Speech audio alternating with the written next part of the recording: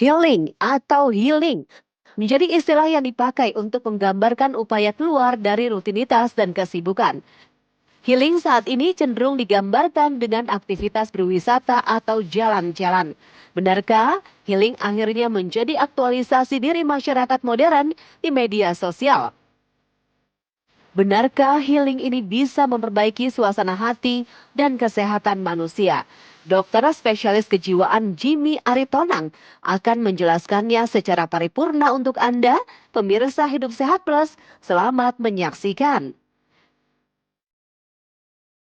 Self healing adalah suatu proses penyembuhan dari dilakukan sendiri ataupun dengan bantuan profesional untuk menyembuhkan atau menghilangkan trauma ataupun luka batin yang dialami oleh seseorang. Istilah healing itu sekarang lagi booming seperti itu. Nah, healing itu sendiri adalah suatu proses di mana orang itu pingin adanya suatu penyembuhan terhadap dirinya sendiri. Nah, beda dengan self healing artinya adalah suatu proses di mana dia ingin menyembuhkan dirinya sendiri dari proses luka batin yang dialami oleh seseorang.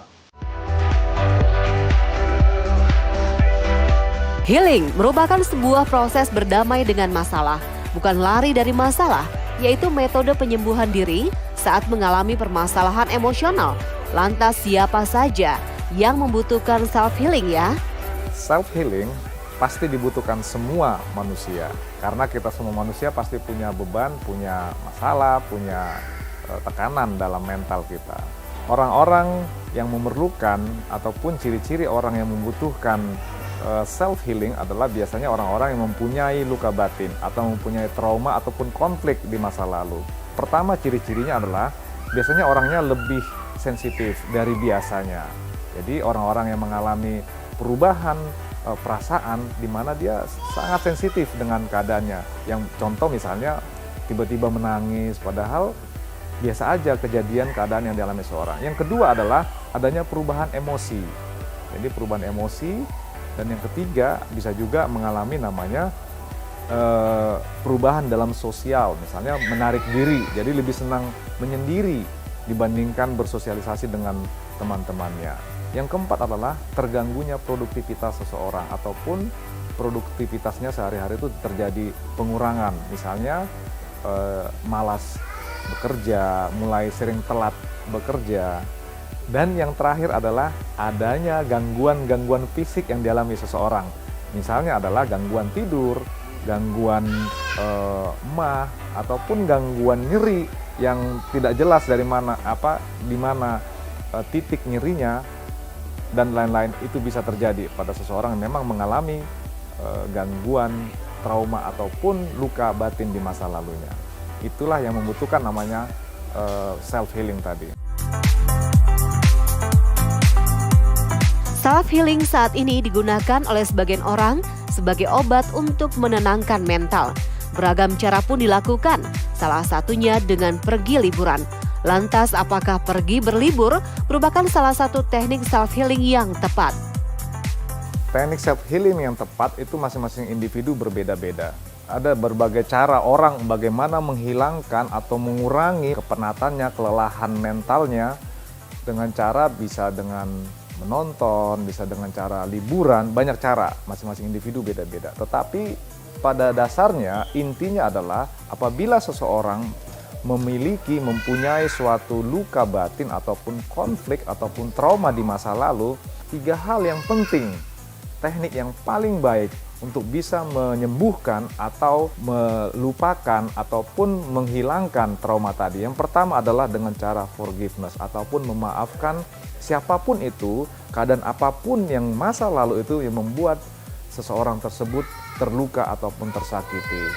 Memaafkan dalam arti memaafkan yang tulus ya. Jadi kalau sudah memaafkan, tidak ada lagi rasa diingat-ingat kembali. Karena apa? Semua masa lalu kita itu disimpan di dalam memori di otak kita. Nah, memori ini akan hilang sendiri apabila memang kita bisa memaafkan dengan tulus keadaan yang masa lalu. Yang kedua adalah dengan cara menerima keadaan tersebut, menerima masalah ataupun trauma yang dialami di masa lalu tersebut, menerima dengan ikhlas. Yang ketiga adalah berdamai dengan masa lalu tersebut. Nah, kalau 3 hal ini dilakukan oleh seseorang, maka saya yakin bahwa emosi seseorang, ketenangan jiwa, mental, pikiran, perasaan seseorang tersebut akan membuat seseorang menjadi lebih baik. Sehingga apa? Memori tersebut perlahan-lahan akan hilang sendiri di dalam otak seseorang tersebut. Itulah 3 hal tersebut ini sangat penting sekali dilakukan untuk menghilangkan atau mengurangi trauma seseorang.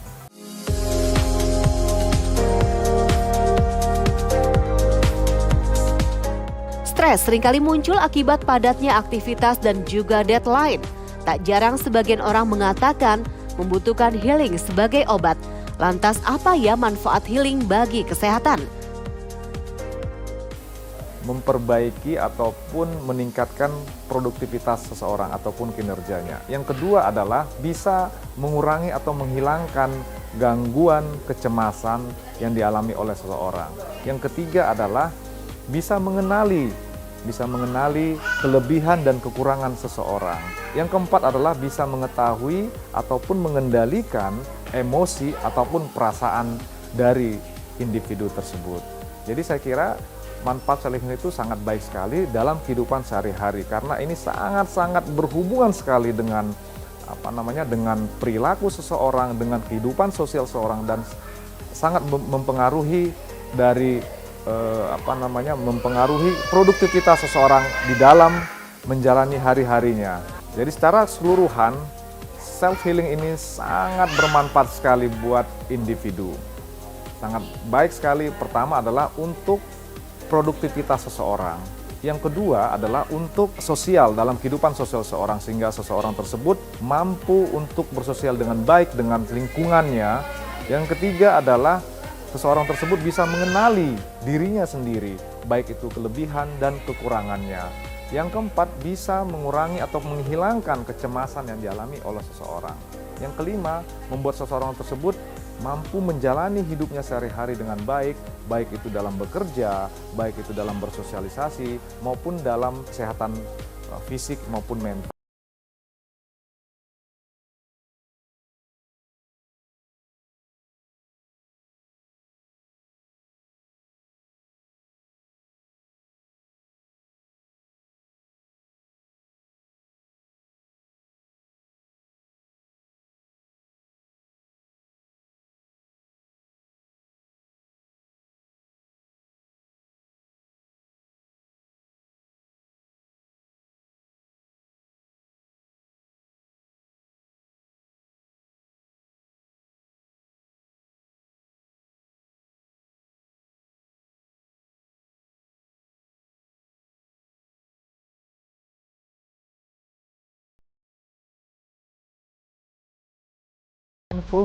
Mindfulness ini artinya adalah pengelolaan ataupun mengenali pikiran perasaan dengan lingkungan tubuhnya sendiri. Jadi seseorang diajarkan untuk mengenali dan mengelola perasaan pikirannya yang dikaitkan dengan tubuhnya sendiri.